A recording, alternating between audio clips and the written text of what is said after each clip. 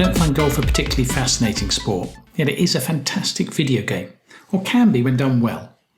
I remember sinking hours into PGA Golf on the Mega Drive, Tiger Woods on PC about 10 years later, and then everybody's golf games on the PSP and the Vita. I haven't touched a golf game though in years, so I was very happy to hear that PGA 2K21 was coming to the Switch. A few things to get out of the way first about the game. Visually, it's a bit of a train wreck, especially in comparison with the other versions out there. There are no crowds in the Switch version, so the courses can feel a bit empty at times. The scenery is pretty choppy, with trees and bushes appearing out of nowhere, and the shadows seem to have a blurry, confused life of their own. Polished, it is not.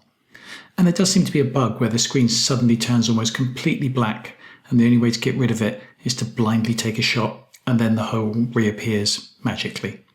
Not quite sure how that one got past quality control, but it did. Thankfully, I'm assuming that the reason they had to downgrade the graphics was to make sure the game plays smoothly, and in that respect they got it spot on. The golfers themselves handled very well, and the ball physics seem very realistic.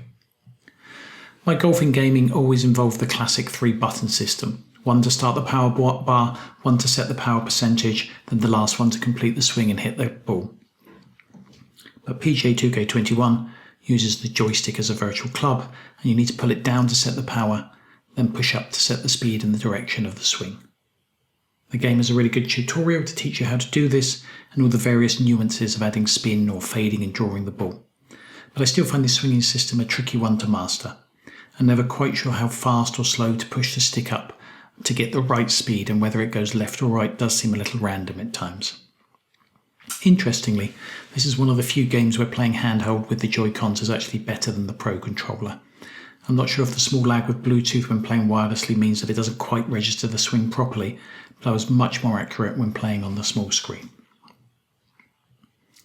Luckily, there are various difficulty settings that can compensate for any issues with the swing mechanics, and if you set it a bit lower, I found the Pro-Am setting to be the best one for me.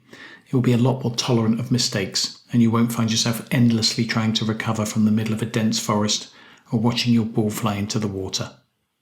You can also turn on settings that will help you with your putting, giving you the chance to preview where the ball will go before hitting it.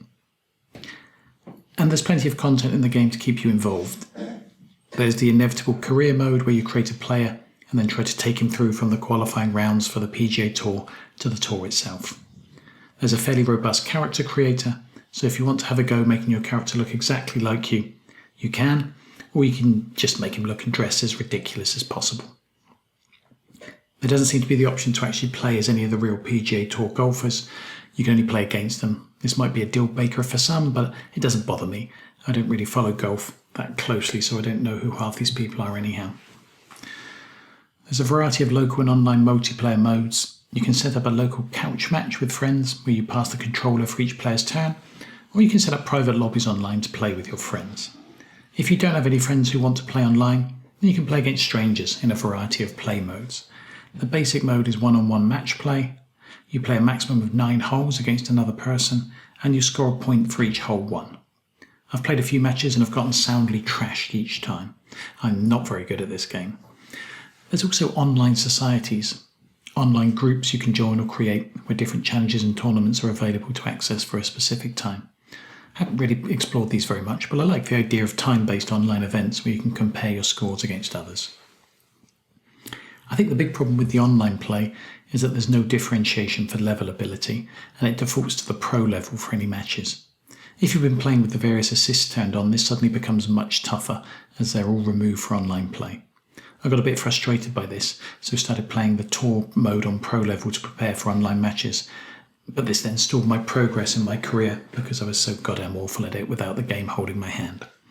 It would be great if the online mode could have some broad levels you can opt in for, such as beginner, normal or advanced or similar, and you would be matched with people with the same assists turned on.